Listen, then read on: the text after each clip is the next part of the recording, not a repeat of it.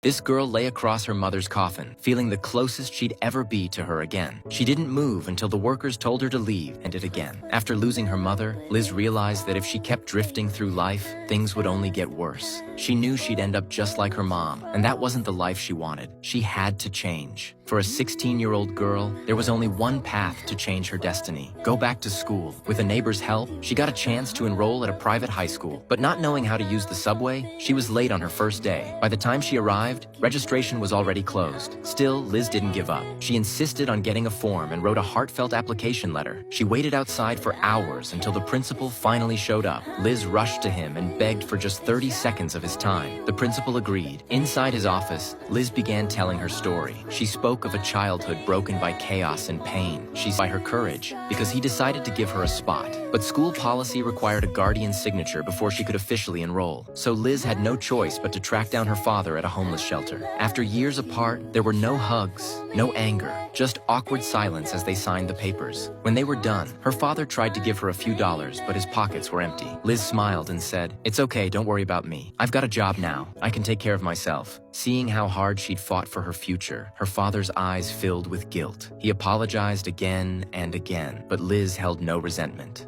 I love you, Dad. Don't love me. It's a waste of energy. You know, when I was little, you were the most interesting thing in my world. Everyone was just talking about sex or, just trying to survive the day. But you always had ideas. Because of you, I know that there's another way of being. That broke him. He stepped forward and hugged her tightly. Before leaving, years finally fell. When school started, she realized she was 2 full years behind. To catch up, she had to study twice as hard as anyone else. When everyone else went home, she stayed behind in the empty classroom. Her teacher told her not to push herself so hard, but Liz couldn't waste a second. She studied on the bus to work, taped notes over the sink while washing dishes, and slept on the subway at night. She figured it out. One ride was 70 minutes. 4 rides meant nearly 5 hours of sleep, just enough to make it to school when it opened. It was exhausting, but it gave her structure, and structure gave her peace. One day, the principal announced that the top 10 students would visit Harvard. By then, Liz had climbed to the #1 spot. For the first time in her life, she walked across the campus of Harvard University. Seeing the majestic buildings and the confident students walking by, Liz felt something powerful, a longing to belong in that world. But tuition was a mountain she couldn't climb. Determined, Liz rewrote her essay again and again for 4 long months. On her 18th birthday, she finally submitted it, just minutes before the deadline. To her, this essay wasn't just an application. It was a gift to herself, a celebration of how far she'd come.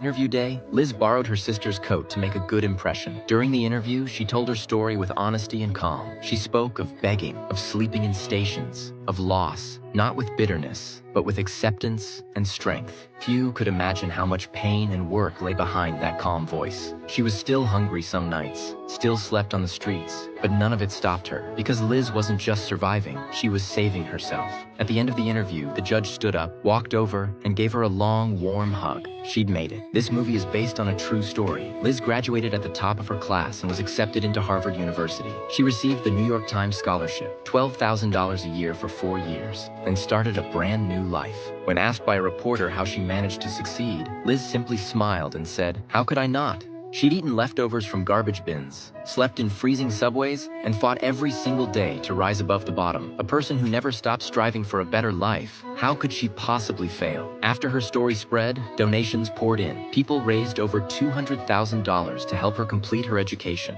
In despair, you can still rise and live for something brighter.